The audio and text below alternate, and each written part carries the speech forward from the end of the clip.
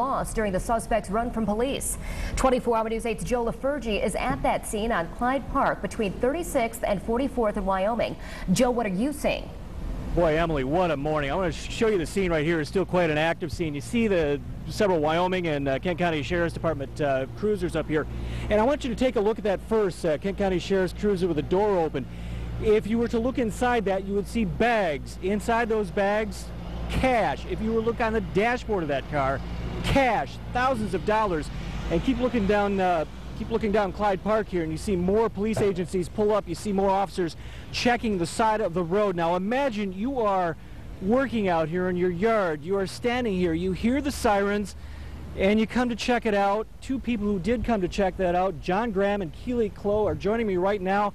So you hear the sirens, you see all this action. What do you see and what do you do? Well, first we heard the sirens, and we look up and we see a budget truck go flying by. You can hear the tires on it are flat, and they're going at least 50, you know, and they're hauling. And cop cars flying, you know, left and right, and sirens behind them. And we look up and everyone's getting out of their cars, and after everyone goes by, and they start scrambling. So we kind of walk out, and there's 50s laying all along the edge of the road. So we just start picking up 50s, and I had a pretty good stack. And she had a pretty good stack. I had at least over 1,000 in my hands, and we were just there was just a whole bunch of people trying to pick up as much as they could and stuff. And then we heard a few teachers from St. John Vianney telling us, you know, what's going on, because at this time we still had no idea, you know, what happened.